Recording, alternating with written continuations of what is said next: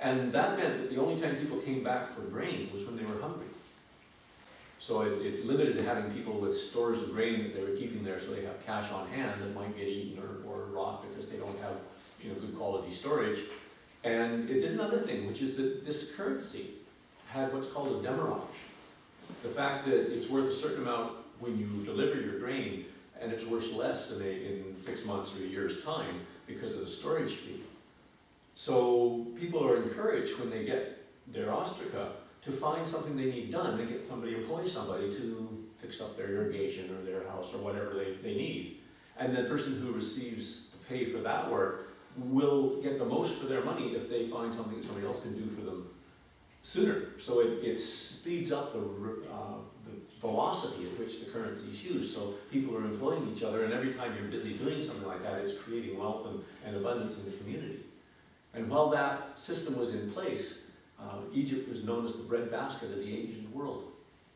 And then when the Romans conquered them and imposed a debt-based money system, Egypt became a basket case. So that's just one example. There's a whole bunch of different ways in which communities have done that. I know there's transition town movements talk about local currencies, and local economic trading systems were quite popular maybe a decade or so ago. This took quite a few going. They were all kept track of on a computer system. And, somebody did a job for somebody, they would email or write in and tell the person, I did this much work, and so they give you a credit and debit the person who the work was done for, and keep track of the trades that way. It's kind of cumbersome. It can work if you've got a dedicated data enterer. But if you make a paper currency that represents, some places call them hours. So you've got an hour, and if I do an hour of work for you, you give me an hour note, and I'll do an hour, somebody will do an hour work for me, and I'll give them the note. Maybe a dentist could ask for 3 hours for an hour, or something like that. But you agree on the prices, but then you can do the accounting just by checking how many hours you've got in your billfold. So it's just a way of keeping track. As long as you're a small unit, like 2 people doing things for each other, 2 people that are in love, do things for each other, they don't keep track.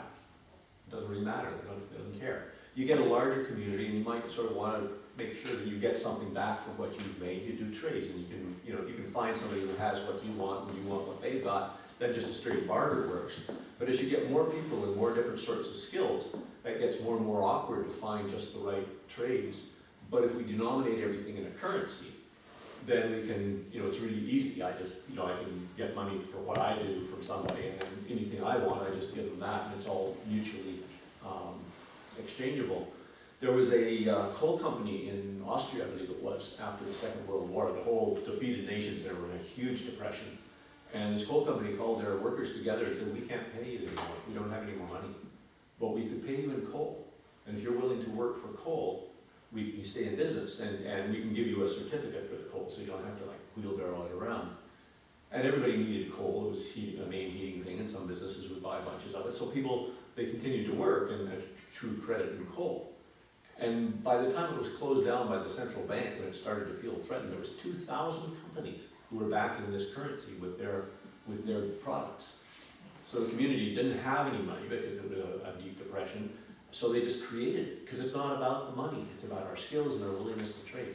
And a currency just enables that, and it's a really good thing to work with just to get to know how it works, right? Because at some point, if this system goes where it looks like it's going, it's not that you're going to be any less talented and able to produce things. Now, it's nice to know how to produce something that's useful, which, in the very, I don't know how to describe the nature of our society, where things are so abstract and absent from anybody who's, directly receiving the benefits. This is what reskilling is about, is learning skills that are locally tradable.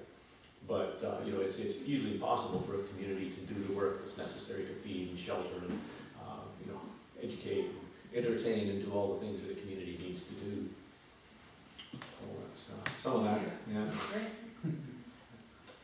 And where do derivatives fit in? Well, derivatives, there's, I guess, the biggest scam from derivatives that I've heard, and I don't completely understand. There are all sorts of different things that are derived from initial trades, right? But the real scam that Goldman Sachs got, I think, often fined for, was, imagine you've got a business. Look at you, coming to me, I'm a banker, I'm looking at your business plan, and I realize you're nuts. This is never going to go anywhere. Sure, I'll give you the money. right? So I give you the money, you go off to try to make this scheme work. And I go over to the derivatives trader and I say, I don't think that my investment's safe. I want to buy a derivative which insures me against the loss of this, right? And then when you go bankrupt, I get more money than I would have got if you paid back your loan. That's considered a little bit immoral, and they did get their hands slapped for it. Apparently a lot of that was going on. I don't know exactly what all of these are, but the figure I heard lately is $1 quadrillion. That's $1,000 trillion. And to put that in perspective, the entire global economy, the entire global goods and services economy is about 60 trillion. So 1,000 trillion on derivatives. You know, and it's just fluff created to give a place for capital to be invested. You know, a capitalist society makes its primary goal the expansion of capital. Well, we got tons of capital. I saw a great quote, did I find it here? Dangerous tides, a dangerous tidal wave of money.